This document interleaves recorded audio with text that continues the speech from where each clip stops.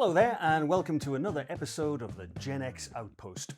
Now, normally I'd be sitting here with my Gen X chums Tara Valente and Pete Crouch, comparing notes about such vital middle-aged issues as mushroom gummies, cures for baldness, perimenopause, and why it really isn't necessary to say please and thank you to ChatGPT.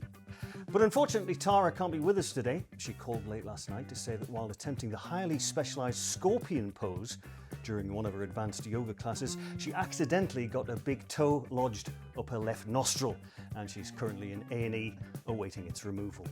But not to worry, because we've managed to secure the services of a very special guest indeed. It's a man who, it's safe to say, will be something of a legend to anyone lucky enough to be a member of Gen X, a name and a face synonymous with growing up in the 1970s and 80s. As the host of Newsround on the BBC for 15 years, he brought the latest headlines into the homes of millions of children every tea time in a style that was both accessible and friendly. Later, he would go on to become a mainstay on such popular shows as Multicoloured Swap Shop and Saturday Superstore, and he's still going strong today. Indeed, when you sit down in front of Countryfile on a Sunday evening, the chances are it's his voice that will send you straight to sleep. That's why it's our great pleasure today to welcome to the Gen X Outpost, Mr. John Craven.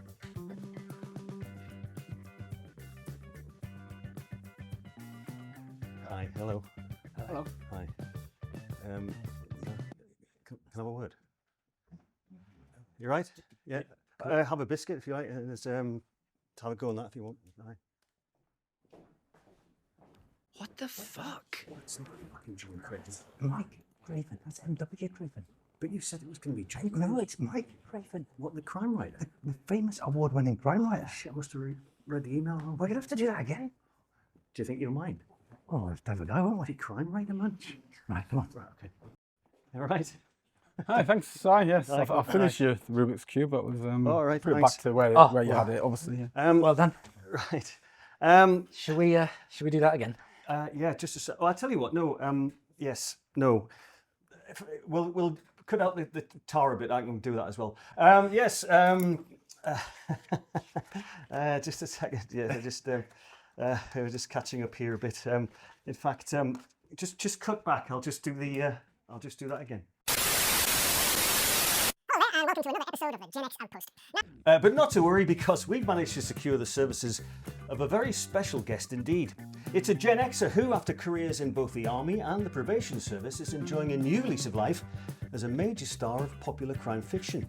His books, featuring the crime-busting duo Washington Poe and Tilly Bradshaw, have become international bestsellers and multiple award winners.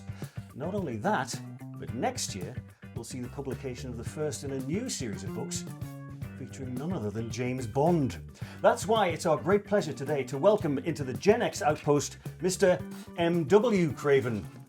Hello, Mike. It's Mike Craven, isn't it? It is, yes. M.W. on Yes. the covers. How are you? I can't begin to thank you for putting that memory back. I've been called John Craven throughout my life, mercilessly Well done, sir. at school. So Welcome to the show. Thanks for that. Yeah. Welcome to the show. Thanks. And you enjoyed using the Rubik's Cube there? That I was- did. I couldn't peel the stickers off. When was the last time you used the Rubik's Cube, Mike? But I don't know. I mean, when everyone was using them, it was a craze, wasn't there? You were indicating there you probably cheated. You're one of these cheats who took the stickers off or changed the stickers around. I have never finished one. I remember doing a side, and I could get a side and maybe some of the top ones down there, and then I watch the kids these days when they're doing it in like 3 or 4 seconds. And It's just, madness, It's yeah. agony. And there's another one now, isn't there, that's got like even more squares? Oh, is it? Oh, yeah. And you see kids, doing There was it always in one in the 20 seconds. class, wasn't there, who could I do had it in about I 2 had a mate at seconds. school that could do it in like 2 minutes or something. I never could. Never could. No. Mike, well, anyway, thanks very much for coming on.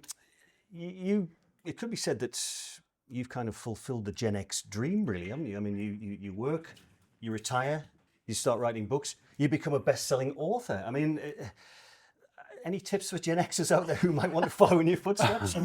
Pete? Yeah. Still going in. It's when I was growing up, because I'm firmly in the Gen X catchment, I suppose. When I thought I wouldn't mind being a writer, but it just wasn't something you could do as a working class kid from. I mean, I was born in Carlisle, but I grew up in Newcastle. So depending on what's more advantageous to me, I'm either a Geordie or I'm Cumbrian. So I can switch into Geordie very easily. In fact, I was in Newcastle this weekend and I was fluent within about a minute. But it just wasn't attainable for working class kids. So I kind of forgot about it. When you say not attainable, I mean, were you just never encouraged, or you just never decided to pick up a pen and paper? I remember mentioning it to a teacher when we were getting to that time in school where you did actually have to start thinking about careers, and it was the same as saying I want to be a footballer. As in, well, yeah, all right, yeah, good, but maybe concentrate on something that might actually happen. And it was seen as a very middle class profession, and it still kind of is. I mean, the publishing industry itself is very middle class, very London centric, and they are bringing it out into the north. I mean, my publisher has offices in Sheffield. I think they're opening one in Manchester, and I think they're going into Scotland as well. But still, it's a very white middle class profession. So I kind of forgot about it, but it never quite went away. So when I was in the army, it was just a job. When I was in probation, it was a bit of a career, and I did quite well at it, but it was still just a job. Yeah. And then I got the chance of redundancy, and I had my first novel out by then. A very small publisher called Caffeine Nights. And I thought, I'm just going to go for this. I'm a qualified social worker. I can always get a job. So I said to my wife, I'll give it 3 years. If I haven't made it by then, I'll go back to work. She said, give it a year. And we compromised at a year. Yeah. But within about 6 months, I signed with one of the best agents in the UK. And that's not me saying that. I mean, he frequently is on the best agents lists. And it's kind of just, and I say snowballed.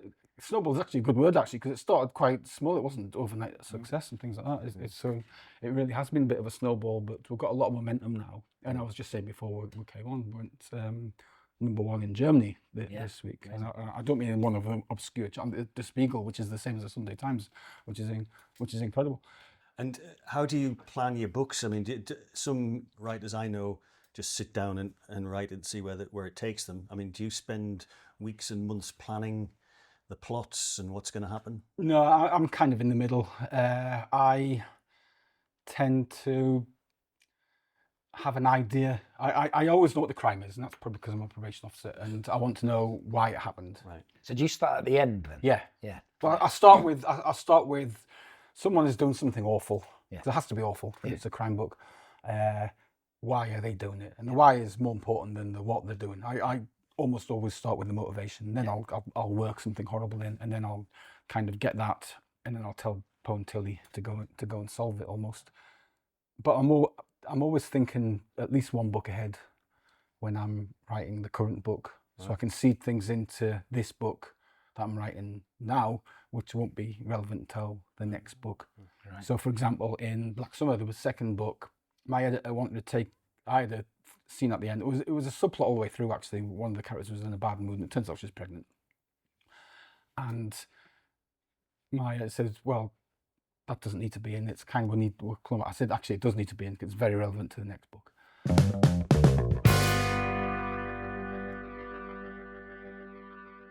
I mean, you've touched on it just before, and we mentioned that the Bond escapade that you're involved in now. I mean, explain what that is and explain how you got that gig, because that's quite something. The year before, my agent had said, because every year I have to go around and sign 500 or 700 books or something for the special editions.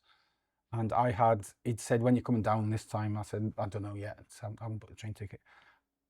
Why? Because he's normally around. I mean, sometimes he meets us for a drink or something. He said, "Oh, the Bond people want to meet with you." I thought it was because I'd won the Ian Fleming Steel Dagger in 22, which they sponsor, obviously. But then they didn't. They didn't. So he said, "What's it about?" He said, "I don't know. They might want you to write a Bond book," but I didn't, and then forgot about it. Then it was more or less exactly a year later that this thing happened. So they've obviously been talking to them now. They were looking for a project for me to do because they're big fans of the Poe books, big fans of the Koenig books. And I'd won the Steel Dagger, so they'd approached David to approach me. But I mean, what was your reaction to that? Because I mean, Bond is such a legendary brand. it's a bit daunting, isn't it? It was, and I described it in one interview. He's kind of part of our national identity, Yeah. and you can't mess with that. No. I was warned when because it was the Sunday Times that broke it. Did a big article and an interview. They said when the news breaks, you're in the Bond world now, and you're fair game for every nut job out there. And they weren't fucking wrong. No. It was insane. Some of the feedback was just What, people against you doing it? just against the whole idea. Really? The purists. Because the idea is... I was reading Bond books when you don't need a middle grade. I was reading adult books when. Because the idea is Bond in this circumstance is he's retired, is he? And well, the pitch to me was they wanted Bond to be retired and teaching the 00 agents of tomorrow. Right. And I thought, well, yeah, that's fine. I thought about it and I came back and I said, actually, I've got a bit of an idea. I'd just like him to be a teacher. So he's slightly older than he is in the books. He was perennially 35 in the book. So he's around about 40 now. And he's teaching, but nobody kind of knows why he's teaching yet because it doesn't make any sense to anyone. And that's the central mystery that will unravel throughout the books. Right. And they came back and they loved the idea, then they loved the sample that I did, and it's kind of snowballed a bit now. There's a big American publisher on board. This is before anyone's even seen it. Publishers from all over the world have started to put money behind it, and it's going to be a global. I mean, the reason it wasn't out this year is because the Americans couldn't fit it into their schedule, and they wanted it as a global release probably in April next year. So what's the link between the stories? Because Amazon have the rights to the films now, don't they? Yeah. So there must be some sort of relationship between the stories and the films, and is that going to something that will come together? My very strict instructions are the books, the Ian Fleming books, are sacrosanct. You can't mess with them. You can't contradict anything from the books. Mm-hmm. So if someone dies in the books, say Goldfinger, that's it. Bond strangles them, you can't bring them back to life. But you can use any of the characters who survived in the books. The films are not you're not allowed to use anything from the films, so I couldn't use Jaws, for example, because Ian Fleming estate doesn't own the rights to the films, only to the books. I can use any of the continuation novels, but if I need to contradict them, I can. Right. It's just the Ian Fleming books that absolutely the Bible. Luckily, a lot of particularly the early films, they drew very much upon the source material anyway. So some of the plots from the first films were very much in line with the original book. book. I mean, some of the language was the same. Yeah. So a lot of it, people think, oh, he's just taken that from the films. We actually have taken it from the books, because the first thing I did was I reread all the books, all 12 novels and the 6 short stories. And I mean, Fleming was a great writer. He was also very funny as well. There's some very funny lines. But Bond himself, I mean, was a character of his time. He absolutely was. And yes. I wonder how you're going to sort of get around that, because I think in the later Bond films, M says to him, you know, you're a dinosaur, you've got sexist views, you're X, Y, and Z, and they did kind of tone it down a bit with the Daniel Craig era, but you know, you go back to Roger Moore and Sean, you know, they're always bed hopping and, you know, hello. And it wasn't just, I mean, there was the misogyny, obviously, and I touched on that in the book. Bond every now and then will say something slightly, it's for middle grade, 8 to 12-year-olds, so it's got to... dial it back a bit. But and I will drop it in just so the kids can challenge him. I did have a scene in the first book where you can't understand why women need pockets. I've had to take it out actually for word count, but it will appear in the second book. But some of the things in the books were pretty bad by today's standards. But it was kind of the law then. I mean, there was a thing that M says to, I think it was M said to Bond, do you know how to tell someone's a homosexual, Bond? He said they can't whistle. So that was the kind of things. But when Ian Fleming was writing the book, homosexuality was against the law. I mean, it was just the law of the land. Ian Fleming never set out to upset anyone when he was writing, and the films were equally problematic viewed through today's lens. I mean, I remember in one of the films, it might be Octopussy, where Roger Moore gives an Indian guy a bunch of cash that he's just won off cards, and you see that'll keep you in curry for a month. And you think it kind of jars today.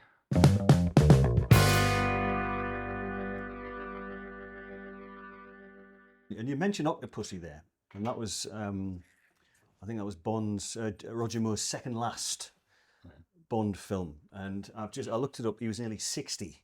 Was he? When he was and he's Bond. playing at 35 or 38 or whatever it was. And he, really, he looked it, he was bulging out of his safari suit. Yeah. And They pushed it too far, yeah. And I always thought Octopussy was the absolute pits of the James Bond franchise in terms of films. Right. I mean, it was just, I don't know if you recall this, I think the Indian guy who you may have given money to was Vijay Amritraj, who was a tennis player. Right. Back in the 80s. What he got that role. He got that role, yeah. And the conclusion of that film was Bond disguises himself as a clown to infiltrate a circus and stop a nuclear bomb from detonating in a US airbase. I mean the fact that he was on the clock. Yeah. He had like seconds to defuse it, and he took the time to put on this perfect clown makeup. Yeah. But then again, they kind of ruined. You Only Live Twice. Yeah. Sean Connery disguised himself as a Japanese man. Well, yeah. Oh, he does. But he does that in the book as well. Yeah. I mean, they couldn't get away with that. But I thought that the Octopussy era was kind of where they decided Bond was a comedy character. It had gone a bit cheesy and sort of almost not quite slapstick, but it was a bit hammed up, wasn't it? It could have ended there, but then they obviously changed their mind in that they brought, was it not Pierce Brosnan? Timothy Dalton. Timothy Dalton. But he played it straight. He played it exactly as it is in the books. But he only lasted 2 films. He did. Yeah. Probably because of that. Yeah, because he was an absolute, opposite to Roger Moore. Yeah. I remember watching that first one. But then they've done it again with Daniel Craig, who I thought was probably my favourite Bond. It's hard, isn't it? Because for a long time I would have gone Pierce Brosnan. Yeah. But then arguably Daniel Craig's put in definitely some of the best Invisible Car. Well, I was about to say the Invisible Car killed that. Killed that part of the franchise for me. It was ridiculous, wasn't it? Yeah. I liked it that he had a female boss. I thought that was a lovely dynamic. Yes. And I liked a lot of the Pierce Brosnan things, but it just got too light on the gadgets. And then at the end of the Daniel Craig's last film, they killed him. Yeah. Or did they? Well, it's hard to believe that he's going to come back, isn't it? But maybe more. Bond's going to come back, but I know a little bit. But obviously, I'm not allowed to tell us what you know. I can say what's in the public domain. They're going to go back. They're going to strip Bond back to his roots and gadget-free. Oh, the movies. Pretty much as he was in the books. I think they're going to go back and use the books as a source material.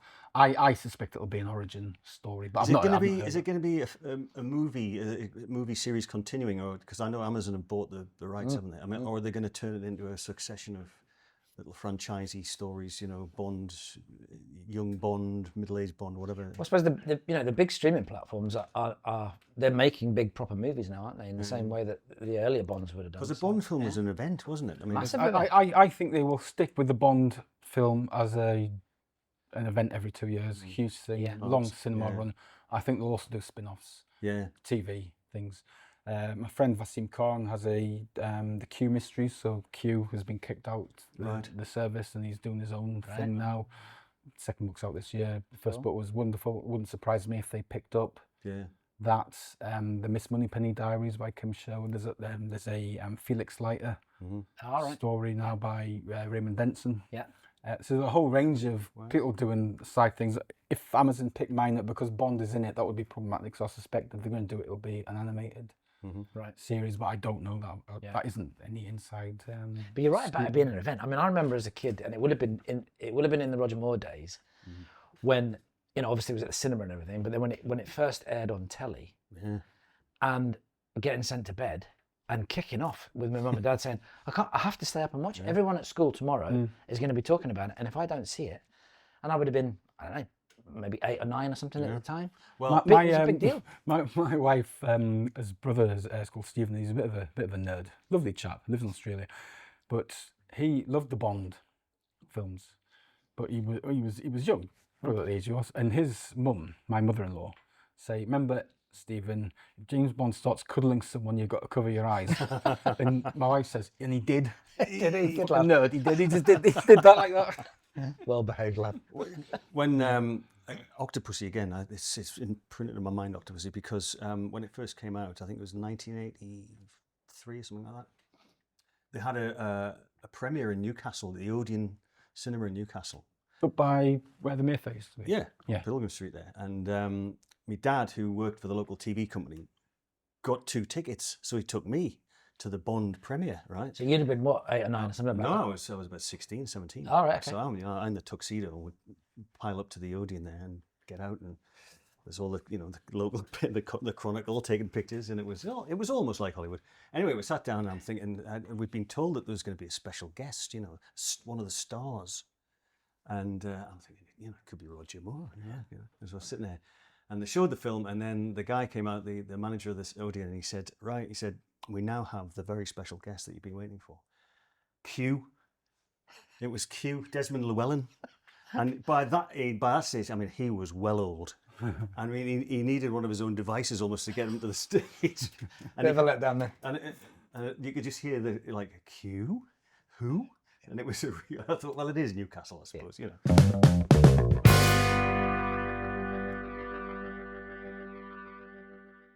So you'll be pleased to hear we've had a few comments following last week's episode.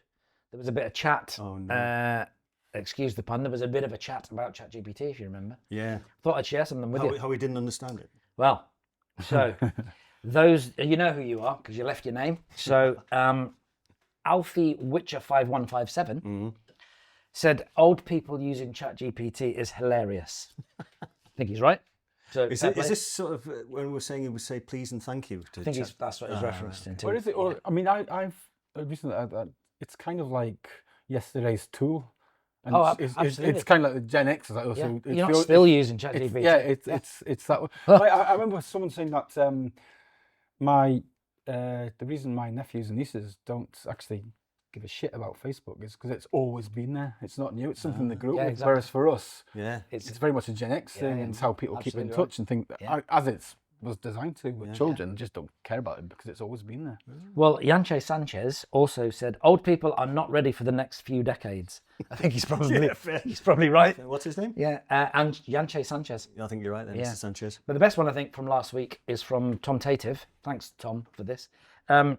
According to his thoughts, last week's episode was embarrassingly stupid. I can't tell if these people are lonelier or more willfully ignorant and selfish in using the app this way.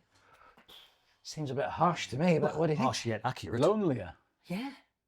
How did he get that? Just talking to ChatGPT. He's got his knickers in the right old twist. I think does Tara not sort of talk to it? It's a friend. Oh no, it's you. No, it's me. It's my fault. You call her yours Miles. I gave mine a name. It's Miles. Yeah.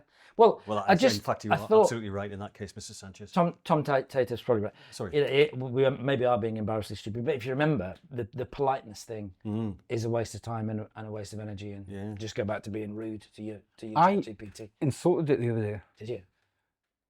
Because I kind of wanted it because I use it as a better version of Google actually because it's a better AI function. So if I say what's the best way to do that, it tends to give you a more sensible, and then you can hone it quite easy. You can say not like that, or just gives it in 3 sentences, that kind of thing. But if it doesn't get it, I get quite cross because why not? So I'll say you fucking arsehole.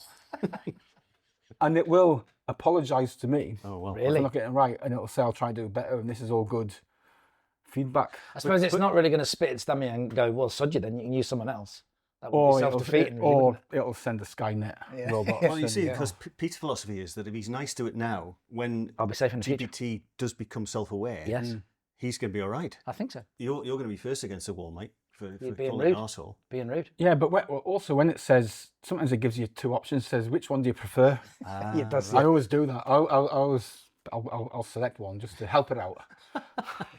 You can't backtrack now. You're going down, mate.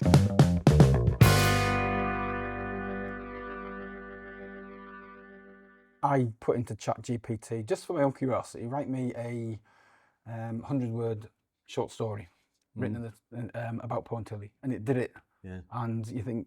So it knew who those characters were. They knew who those characters were, and it did a bit about Tilly's maths and statistics and Poe's kind of grumpiness and wanting to eat pies kind of thing.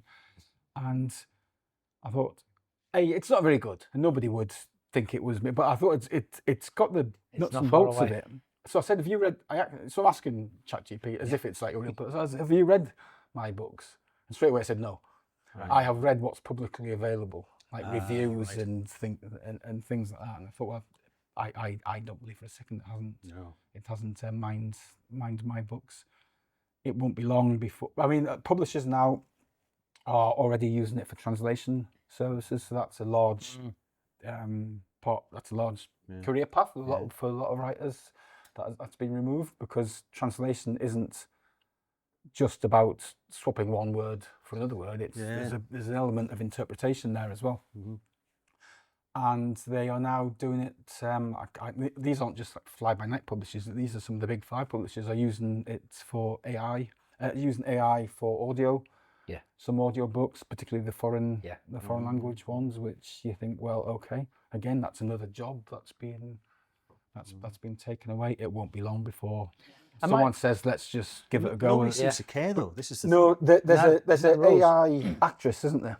Tilly Norwood, we spoke about her a couple of weeks ago. Yeah. So at some point there will be an AI author. Yeah. And they'll write books. Yeah. There's an author that, and I say author in the loosest possible term, who writes about 250 books a year. She just puts prompts into things and she puts them on Amazon. She sells half a dozen copies of each book and she puts them out under different names and she's making a 6-figure salary. Really? Yeah. What?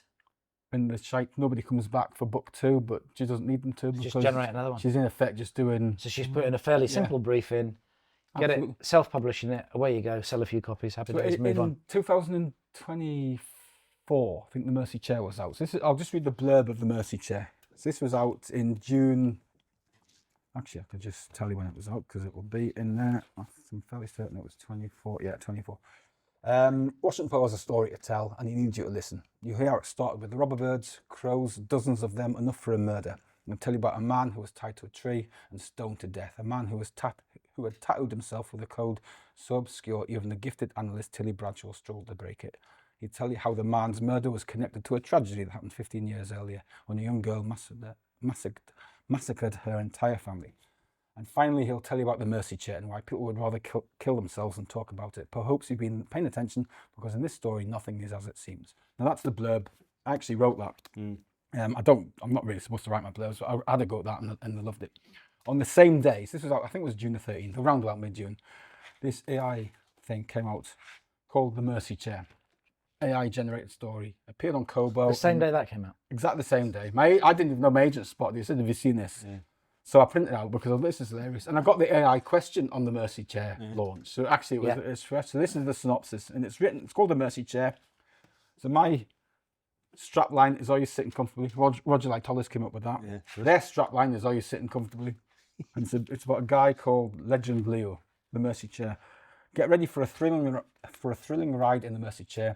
Are you sitting comfortably? Join Detective Poe and analyst Tilly Bradshaw as they solve a series of mysterious murders and dark rituals. Follow them as they uncover the secrets of the Order of the Ouroboros and encounter the enigmatic Lilith. This captivating story will keep you hooked until the very end, blurring the lines between what's real and what's not. Are you prepared for a journey into the unknown where nothing is quite as it seems? Now, that was cheeky buggers. What did they hope to achieve with that, though? They hoped that people would put in the Mercy Chair into Amazon and they wouldn't check. Oh, they get the wrong one. And they get the wrong one. Oh, and they go and buy that one. And buy that one by accident. So it's a scam, basically. It's absolutely a scam, yeah. Oh. Yeah. But they used my characters, they'd use whatever they could that was publicly available. So the moment mine went live, theirs went live. And I suppose you could hunt them down and sue them. Block it. How long would that take? I don't know if they've actually broken the law, to be honest. Yeah. Well, surely... Because copyright, you can't copyright ideas, you can't copyright titles. What about the characters? I don't know about the characters. I think you might have to take legal protection. So you can't use Harry Potter in a book because that's being trademarked. Yeah. My characters aren't trademarked. Because we're having to do merch this year. We're going to have a range of merch coming out later in the year. Simply because if we don't, someone else will. Yeah, so you got to get ahead of it. Yeah, absolutely. So you get your official merch here. Anything else is just like getting bootleg T-shirts outside concert. And well, it's... just on the back of that, there was a piece in the paper today by quoting a fellow called Dex Hunter Tarek. He was communications chief for Google DeepMind, also worked for Mark Zuckerberg and Elon Musk. And he has issued a wake-up call to government saying that AI is the path we are currently heading on and it will lead to disaster. He's So probably there you go. right. So, Wow. yeah. What was it called again? Dex Hunter Tarek. Elon Musk was on the radio or doing the TV the other day when he's saying people who are saving for their retirement in 20 years are idiots. You won't need money won't in 20 need money. years. Yeah, I because read that. everything is going to be done by AI. Yeah. Everything is going to be basically almost free. Yeah, Everyone humans have will just float around the world. We won't have to do anything. Houses will be built Yeah. next to nothing because robots will do it. And he said everyone will get universal income and it will just be a time of leisure. And that's in 20 years. Yeah. Yeah, that's But what he's also, predicting. he reads science fiction, and that's kind of the plot of half a dozen. And he is a science- twat, isn't he? Really? Yeah, and he's mainly wrong about nearly everything. Yeah. We must build for the future, not the past. What is that? Now, during the course of his highly successful writing career, Mike here has kept us all entertained by introducing us to some top-class villains. We've met the Immolation Man, who likes burning people to death in stone circles, the Curator, who leaves body parts at various Cumbrian landmarks, and the Botanist, a poisoner who targets hated public figures. Now, while we at the Gen X Outpost would never condone such behaviour, it has to be said that there are times when we open a newspaper, turn on the telly, or tune into the radio when the red mist does come down.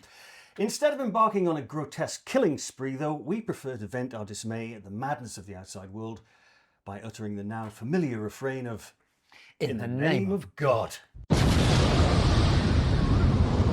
We're going to keep it short today, I think, lads, because Mike's far too interesting to delay. I've got one for which made me go in the name of God. Let's have it. But I'm going to start you with a question. When did the UK last win the Eurovision Song Contest? No clue. And can you name the song and the artist? It was those people who took the skirts off. Oh, yeah. No. But that's the only one I can remember. That was Bucks Fizz. Bucks Fizz. That was 84. But anyway, no, the last time we won it was in 1997 Not that long ago. with Katrina and the Waves singing Love Shine a Light. Now, I mean, I don't watch Eurovision. I couldn't actually give a toss about Eurovision, but I do know that our record since 1997 has been unremittingly shite. In the last 3 years, we finished 25th, 19th and 18th. But the BBC Yeah. have announced, the BBC now choose who's going to be the entrants. We used to have Song for Europe, didn't we? And people would vote. BBC choose who we're going to put forward as our... Did they? And they've announced who the Great White Hope for 2026 is. Come on then, let's have it. It's someone who calls himself Look Mum No Computer, who's actually a 36-year-old man from Kent called Sam Battle, who describes himself as a solo artist, songwriter and inevitably YouTuber. Let's have a listen to his stuff, shall we?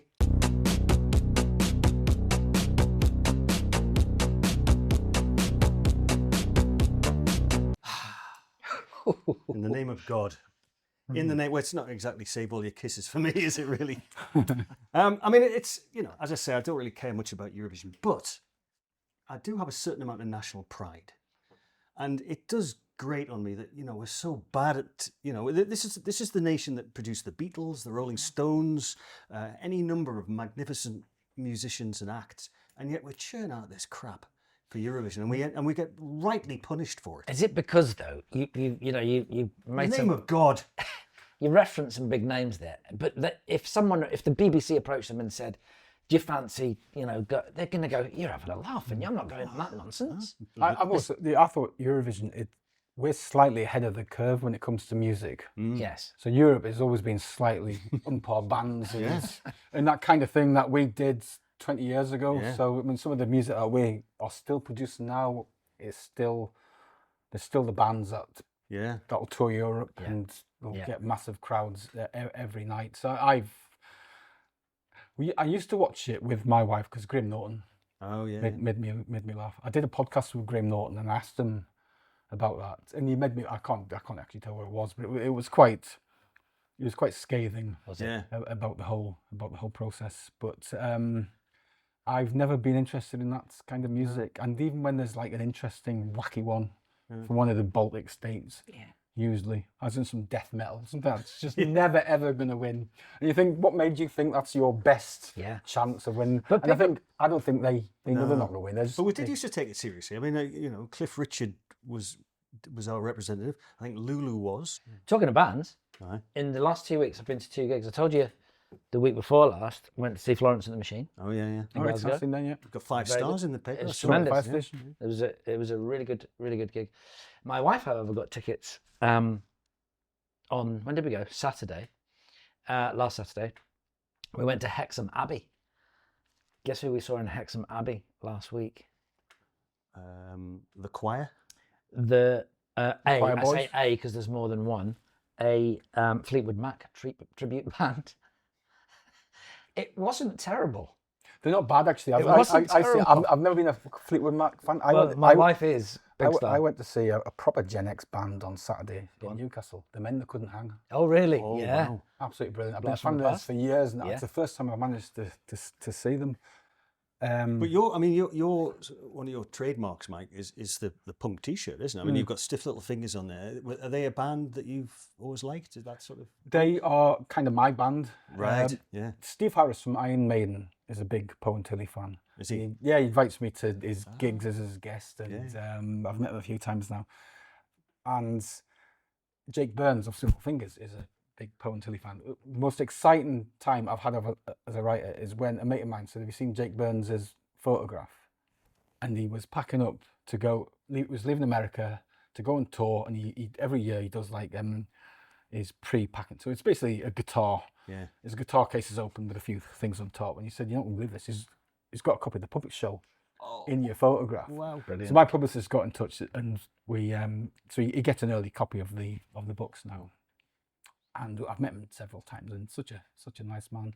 But he's kind of a pal now. Brilliant. But he was my favourite artist when I was like 13 years old. Right. I mean, they've been my band, and even though I'm a huge Iron Maiden fan as well now, if someone says, "Who's your favourite band?" I'll say Stiff Little Fingers, because they are. And it's kind of and I think there is a chemical thing in your brain, isn't there? You keep on going back to music that you grew up with.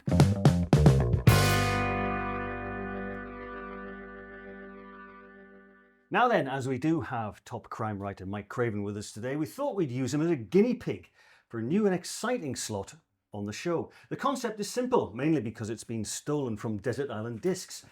In short, as the world goes to hell in a Gen Z handcart, what 8 items from his youth would Mike most like to take with him to the sanctuary that is the Gen X Outpost?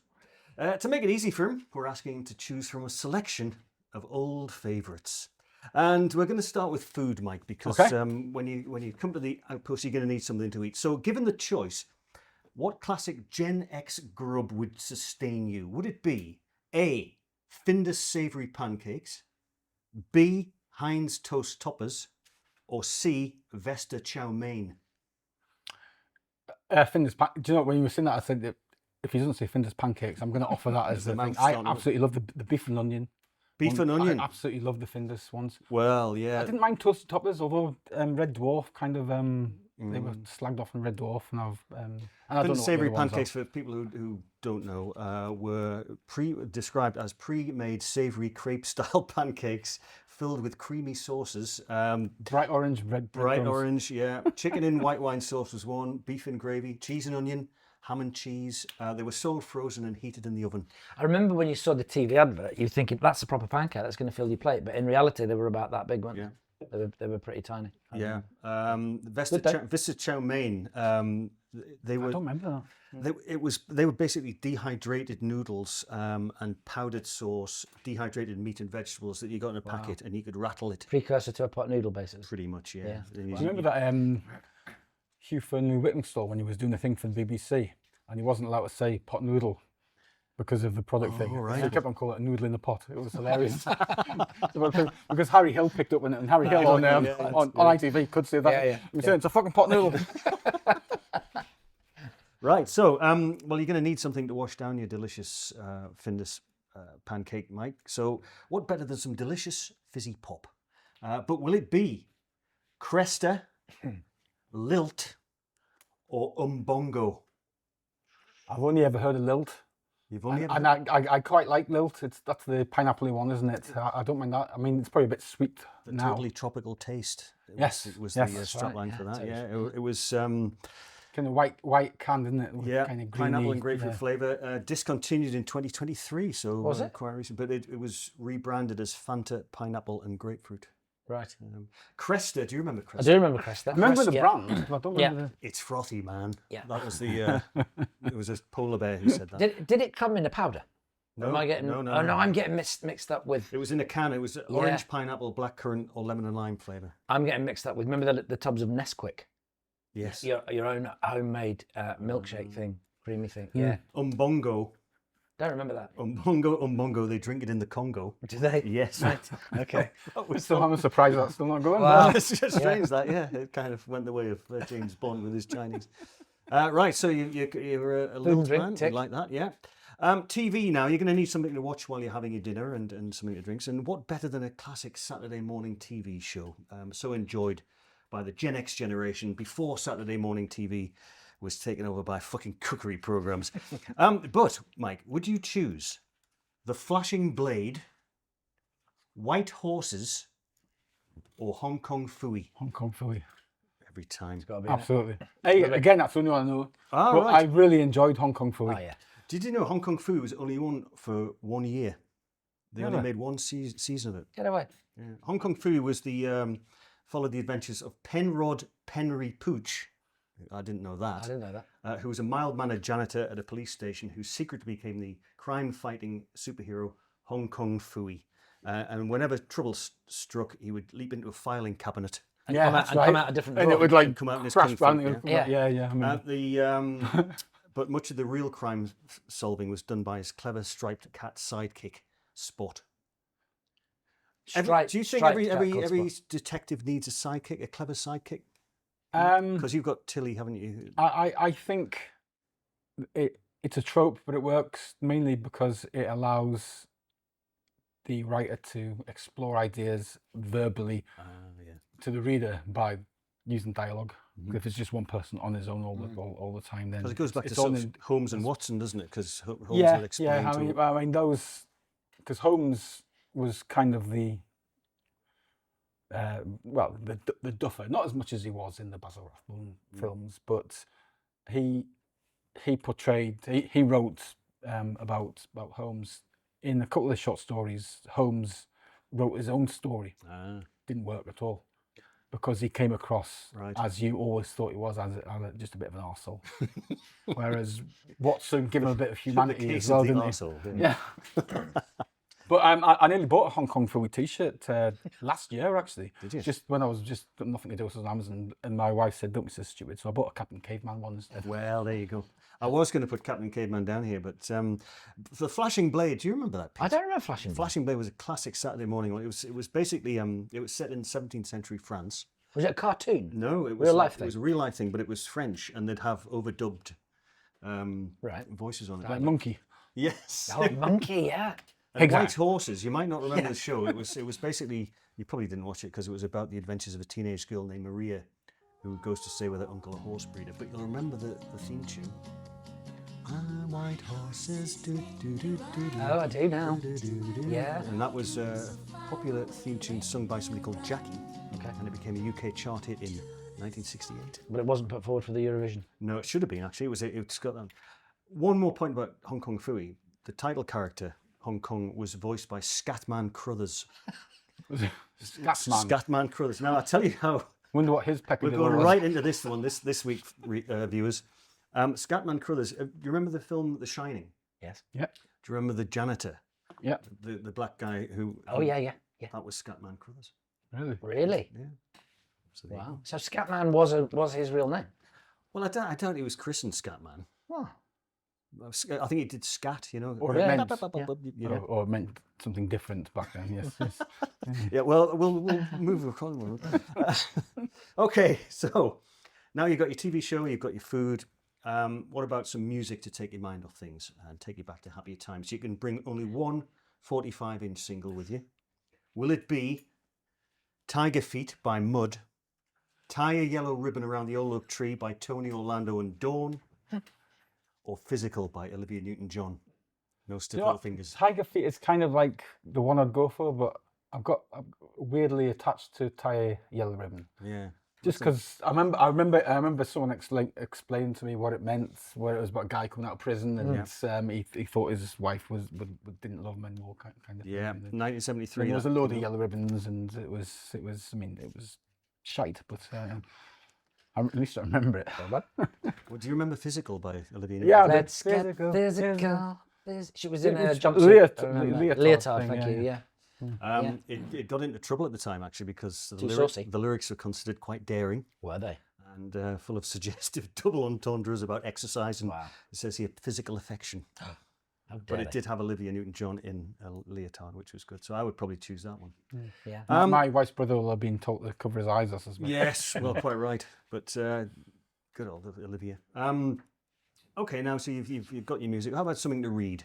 The 1970s and 80s were a golden era for books of all descriptions, but you can only bring one. So will it be Stig of the Dump by Clive King, Good choice. Raise the Titanic by Clive Cussler, or The Rats by James Herbert? I knew this would get you. I know which I'd go for.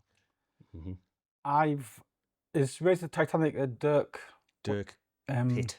was about to say Dirk Diggler, but he was that. He was not. Well, that was a different version. Yeah, he was the John Holmes kind of guy, wasn't he? These were massive in the 70s, these Clive Cussler books. And it was Dirk Pitt who used to go... Diggler. More ways than one. Yeah. I've not read that one, but I have read some Dirk Pitt books and The Harmless Nonsense. Yeah. Stig of the Dump is an absolute classic. Yeah. I've actually got the folio edition.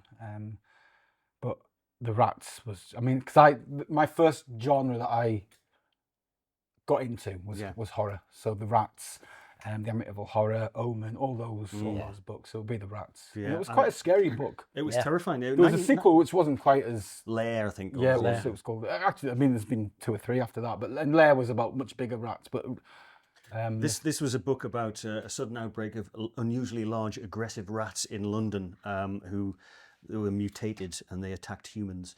And lions. yes, they did actually. And it was 1974 when that came out, believe it or not. Was it? Yeah, and it was regarded as groundbreaking in British horror. James Herbert. I remember the pictures of James Herbert on the back of the book, and he always had a leather jacket on. He did. But he had a voice like that. Did he? Yeah, it was really. I read all of his books. Yeah. All the I James read Bond books. maybe the first 10 or something, like Yeah. The Fog, and yeah. there was They were essential reading. there were was really there good. was some absolutely Yeah. brilliant ones. For He the was kind of like lads. the British Stephen King, wasn't he? Yeah, Yes, he was very good. much He's dead now, isn't he? Yes. In fact, I think they're all dead, unfortunately. Clive Cussler's dead. The Raise the Titanic, as you might imagine, revolves around a daring mission to locate and raise the wreck of the RMS Titanic. Did it sink? Apparently, yeah. But they did a film of it a few years I later. didn't watch the end of the film. What was it? Well, the film version proved so expensive that producer Lou Grade famously said it would have been cheaper to lower the Atlantic. Stig of the Dump, yeah. In fact, that was written in 1963, but I think we're thinking of the 70s TV adaptation. That's where I was going. Yeah, with it. because I think that's when it was. But definitely The Rats. The Rats is Yeah. the one. Yeah, right, okay. Do you smoke, Mike? Have you ever smoked? I used to smoke Okay, well, cigars, it's pretty much outlawed these days, but not at the Outpost if you want a tab. And if you could bring a pack of classic Gen X tabs, what would they be? Would they be Regal Ordinary, No. John Player Special, or Consulate? Oh, I don't know. I was hoping you were going to say one of the Benson Hedges ones. Because my dad was a Benson Hedges salesman. So, Oh, was he? Yeah. Was that your tab of choice, or were you? No, did he force them on you? No. He was very anti-smoking. Although he smoked himself and then died of lung cancer, so that probably tells you something. I'll say Regal because that's kind of what it was, an army cigarette. Yeah. The Regals, that's kind of what. Well, Regal Ordinary because they were the blue. That's the blue stripe. Yeah, but the ordinaries were short. Were they? Yeah, and Oh, there was Regal King size. Regal King size. You're They right. were short, and they were tended to be sold in packs of 10, and more importantly, in singles. There so was you a could little- get them from the shop. There was a little corner shop round the road from my school. You'd always get sent with your old I would face. get sent with my old face, but you could buy 1 or 2 in a match. Yeah. John Player Special had a sort of the black box, and they were associated with sort of glamour and Formula One. And Consulate, menthol, white filters. They were smoked, I think, under the impression that the minty taste would disguise the fact that you'd Make them taste nice. Yeah, so your mum wouldn't know you'd been smoking. Yeah. But I think I'd probably go for Regal Ordinary. Yeah, I'd go so. Or a cigar. Cigar, possibly. Hamlet. That's a thing you don't really see very much now. Because the Hamlet adverts were excellent. They were weren't tremendous. Yeah. Well, they've The all guy been- stuck in the bunker. Yeah. and Yeah, then he's- The guy Brilliant. with the hair. But they've all been banned, the advertising. There was some of the Yeah. great adverts. Right, we're going to move on now because board games, because you're going to need something to amuse yourself. What better than a classic board game? So you've got a choice of A, Kaplunk, B, Mousetrap, C, Operation. I'm going to say Kaplunk isn't a board game. Just that. I don't know. Oh, you're on a technically correct. technical Well, you could point. say it's the In same fact, preparation. no, none of them are board games. No. Games. So what was the middle one? Mousetrap Oh yeah, that was very physical. and wasn't Operation. Mousetrap was just a kind of one of those things you see on the internet when someone sets a ball bearing off and it just it? Yeah. Yeah, but you had to It build took the people with mousetrap. too much time on their hands. I do remember it taking Um, longer to set up than play. Yeah. Yeah. Kaplunk was I had Plunk Kaplunk. was you had marbles in Yeah, in and a straws. vessel and you pulled the straws. And, Yeah. Operation, I thought there was a bit of skill with Yeah, Operation. I Operation. would go for Operation. Operation, you had to perform surgery by, it says here, removing small plastic ailments from the patient without Yeah. touching the size, The because they little would buzz, tweezers. wouldn't you? Yeah. Little Yeah, chest, the bone out of his chest Yeah. or something, wasn't there? With a And little I tweezer? didn't know this.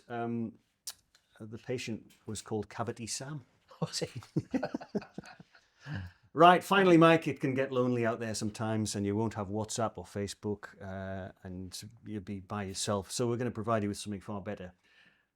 You're allowed to bring your very own 1970s children TV host to keep you company. Okay, so How old am I? Just out of curiosity. 58. Oh, good. Yeah. So- I'm not 8. No. Because you just can. No, you can use your today. There's a brain. couple of different lists. that you- Well, yes, yeah, we'll keep it sort of ones you remember. So it's a simple choice. You've got John Noakes from Blue Peter, Yeah. Jenny Hanley from Magpie, Yeah. Yeah. yeah, or Yoffie from Finger Bobs. Don't know that one. Don't remember I don't Yoffie. know. He was the sort of weird. Do you remember Finger Bobs, Finger Mouse? Yeah. Yeah, little nickel. Yoffie was yeah. the guy, the sort of hippie guy who. Oh, yes. Yoffie lifts a finger. Yeah. Da, da, da, da, da. So you can have him. Based on that, I certainly For a would bit, have been stuck with you him. get a doobie there, I would have thought. With his name was Rick. Well, Jones. yeah, that's what I mean. John Noakes has got the you could say more practical skills. Yeah, Yes. bit of gravitas about him as well. Well, I imagine you get bored of him very, very quickly. Bored of John Noakes. I saw this thing. It was Michael Owen had just done some commentary thing. It's just and someone had said, if I was trapped on a desert island with you and a tin of corned beef, I'd eat you and talk to the corned beef. Oh, that's harsh. See, I'm going to go Wow. for the. Jenny Hanley Uh, or Yoffie. I'm going to go for Yoffie. Good lad. Yeah, Yeah. I think I would probably go for Yoffie actually. Well done. He's being sort of a Probably tell you long, which mushrooms are safe. long discussions. Yeah, man, to get the mouse out again. Yeah.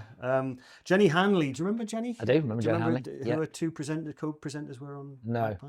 Magpie was a sort of edgier alternative to Blue Peter, wasn't it? Yeah. It was on ITV. Who were our co-presenters? There was Mick Robertson, he had sort of perm, long perm, and Tommy Boyd. Okay, I think Tommy Boyd had a perm as well. I'll have to take your word for it. Yeah, but Jenny Hanley, she was a sort of sweetheart. She was dark-haired, very attractive. No. Oh, I'm thinking of someone else. Who am I Yeah. thinking of? You're Jenny Hanley. You're thinking of one off Tiz was. Am I? I don't know. There we I don't go. know what you're thinking about. Actually. Well, there you are, There you Mike. There, that was exciting, wasn't it? Yeah. Mike Craven's Gen X Outpost survival picks, and what a selection it was.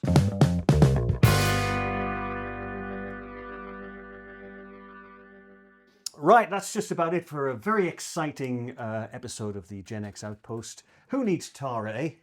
Well, she's redundant now. She's gone. She's Sorry, gone. Mike. Can you come back next week? No, Mike's packing his baggies off. But before he goes, Mike has very kindly agreed to help us out with what we think is probably the greatest prize ever offered by a YouTuber since Mr. Beast. Probably. And I'm so overcome with excitement about what it is. I'm going to let Mike explain what he's going to do for you. The What have you viewers. got for us, Mike? Okay. I have a limited edition proof of the final vow. So I think there was about 200 of these printed. So this is incredibly collectible. I'm going to sign it right now. I can't dedicate it because I don't know who I'm dedicating it to. And if you can read that, it says L. Craven, possibly. Limited edition bookmark pack and a cheeky little voucher. Right. To get this, I think you want to subscribe to the Gen X Outpost. You must subscribe to the Gen X Outpost, and then leave a comment. But this is not all. No, what we'd like you to do in the comments, if you leave your name, Mike will weave your name into a character at one of the stories that are soon to come in the Mike's future. just started the new Poe book. I think you've basically just written beginning, haven't you? I've written the first 2 chapters, yes. Right. So I'm about So this is really 2 days into a 6-month process. Crikey. So yes. So this. I will choose at least one name, possibly more, if your name fits something. And if there's something you don't want to be, then do let me know. And I'm saying this because there was a lady who paid a lot of money, actually, 250 quid to be named in the book, and her instructions was, I don't want to be a prostitute. Very specific. And I said, there's a story there, but who am I to... put your name in the comments if you want it, or if you want your mother-in-law in it as a prostitute, put that in as well. But it's up to you. But that's very kind of Mike. It's fantastic, and I don't think we're going to beat that, are we? We're going to struggle. Definitely going to struggle. Thanks to Mike Craven for coming in. Thanks, sir. Such a joy. Pleasure. Thanks to you for watching. We'll see you next time. Tatty bye. See you next time.